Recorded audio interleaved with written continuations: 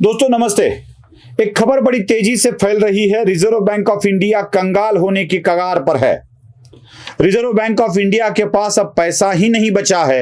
Reserve bank of India Bharat की सरकार को बार बार मदद कर रही है और इसी मदद के कारण रिजर्व बैंक ऑफ इंडिया कंगाल होने को है।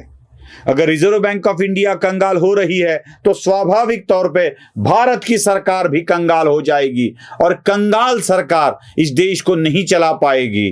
कंगाल करने के लिए जिम्मेदार है मोदी और मोदी के कारण ही आरबीआई और भारत की सरकार कंगाल होने जा रही है। अब डर का माहौल है। डरो डरो, छिप जाओ कहीं जाकर, अपना मुंह छिपा लो। उधर राहुल गांधी विदेश में जाकर अपने देश की इज्जत की धज्जियां निकाल रहे हैं, कुछ भी बात कर रहे हैं। उनको भारतीय है या पाकिस्तानी ऐसे सवाल पूछे जा रहे हैं और इधर राहुल के प्यादे आरबीआई के कंगाल होने का दावा कर रहे हैं। क्या सच में आरबीआई कंगाल हो गई है? यहां के एक अर्थतज्ञ हैं जिनके पास अर्थ का ज्ञान होता है, उन्हें तज्ञ विशेषज्ञ माना नहीं जाता, उन्हें अभ्यासक नहीं माना जाता, और जिनके पास ज्ञान नहीं होता है उनको विशेषज्ञ माना जाता है। मतलब संविधान का ज्ञान, कानून का ज्ञान जिसे नहीं है उसे कानूनी तज्ञ विशेषज्ञ मानकर, वो वकील है ना काला कोट जो साइकिल रिपेयरिंग का काम करता है, अंग्रेजी पढ़ाने का काम करता है, बड़े उल्लास के साथ घटना पर बात करता है, वो घटना विशेषज्ञ उल्लास बापट, उनको माना जाता है कि वो घटना के विशेषज्ञ है, घटना के अभ्यासक है, राज्य घटना के। और जिनके पास सच में राज्य घटना का अभ्यास है उन्हें कोई पूछता ही नहीं है।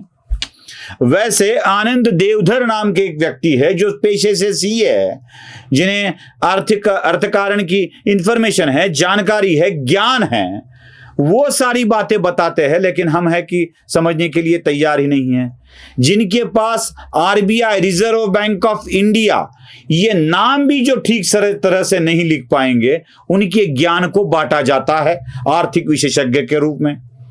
क्या कहते हैं आनंद देवधर, इसके बारे में जरा इसे हमें समझ लेना चाहिए। बड़ी आसानी से समझाया है अपनी फेसबुक पोस्ट में आनंद देवधर ने। वो कहते हैं आरबीआई ने, रिजर्व बैंक ऑफ इंडिया ने भारत की सरकार को बहुत पैसे दिए, बहुत मदद की, इतनी मदद की कि अब आरबीआई के पास पैसे नहीं बचे। आरबीआई अपने मुनाफे से एक बड़ा हिस्सा केंद्र सरकार का सारा मुनाफा, बड़ा हिस्सा भी नहीं, सारा का सारा मुनाफा दे रहा है। केंद्र की सरकार ने आरबीआई के तब के गवर्नर उर्जित पटेल को कहा था कि अब सारा का सारा पैसा हमें दे दो। उर्जित पटेल नहीं माने। जब उर्जित पटेल नहीं माने तो उर्जित पटेल को हटाया गया, बिमल जालान को लेके आए। फिर बिमल जालान ने सारा का सारा मुनाफा आरबीआई का केंद्र सरकार को दे दिया और इसके कारण अब आरबीआई के पास पैसे नहीं बचे हैं और आरबीआई कंगाल बन गई। क्या सच है? जरा ठीक से देख लेना चाहिए। आरबीआई जितने भी ट्रांजैक्शंस करता है, जो कुछ भी व्यवहार करता है, उसमें से आरबीआई को जो मुनाफा मिलता है उसमें से कुछ हिस्सा आरबीआई केंद्र सरकार को सरकार चलाने के लिए दे देता है और कुछ हिस्सा अपने पास रिजर्व रख लेता है जो आरबीआई को जरूरी लगता है। अब ये जो हिस्सा रिजर्व रखने की बात होती है वो कब से है? आरबीआई एक्ट 47 के अनुसार, आरबीआई एक्ट रूल नंबर 47 के अनुसार ऐसा फंड रिजर्व रखा जाता है। लेकिन इस 47 के रूल में बार बार बदलाव किए गए हैं, लेकिन क्योंकि देश की आर्थिक स्थिति जिस प्रकार से होती है उसी प्रकार के बदलाव किए जाना आवश्यक होता है। आरबीआई ने ऐसे कई बार बदलाव कर दिए हैं।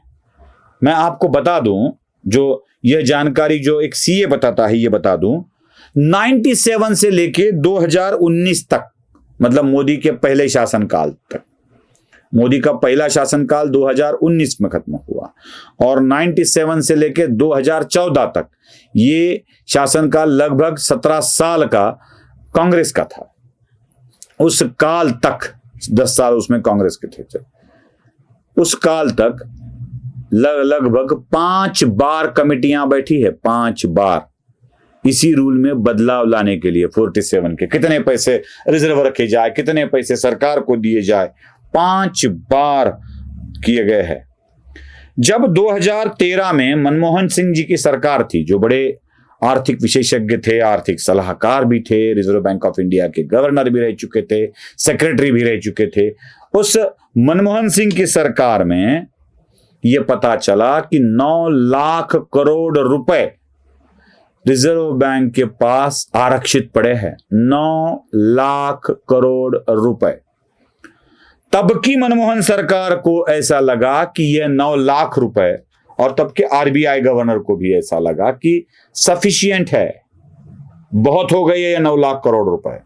अब आरबीआई को ये 9 लाख करोड़ रुपए अपने पास रखकर जितना भी मुनाफा हो, प्रॉफिट हो, वो सारा का सारा केंद्र सरकार को दे देना चाहिए। और तब से निर्णय हुआ कि आरबीआई अपना प्रॉफिट केंद्र की सरकार को दे। 2013 में, याद रखे, नरेंद्र मोदी की सरकार ने यह निर्णय नहीं लिया है, यह मनमोहन सिंह की सरकार ने निर्णय लिया है। मतलब निर्णय देने का मनमोहन सिंह के सरकार का था। और जब मोदी की सरकार आई, विमल जालान की कमेटी बिठाई गई और उस विमल जालान की कमेटी ने कहा कि 5.5 से लेके 6.5% तक पैसा जो प्रॉफिट होता है वो अब रिजर्व फंड में रखा जाए और बाकी 93 पॉइंट जो कुछ होता है वह केंद्र सरकार को दिया जाए। यह विमल जालान की कमेटी का निर्णय। मनमोहन सिंह के कार्यकाल में निर्णय लिया गया था कि 100% दे दे। नरेंद्र मोदी के कार्यकाल में निर्णय लिया गया कि 5.5 से 6.5% हिस्सा रिजर्व फंड के लिए आरबीआई रख दे। अब जो कंगाली की बात कर रहे हैं ना, उनके लिए कुछ आंकड़े बता दूं। 2021-22 में आरबीआई के पास कितना पैसा था?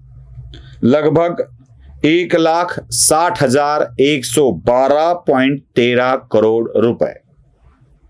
आरबीआई ने अलग अलग जगह कहां तरतूदी की है तो 1,14,667.71 करोड़ रुपए। और केंद्र को कितना पैसा दिया है? 30,307 करोड़।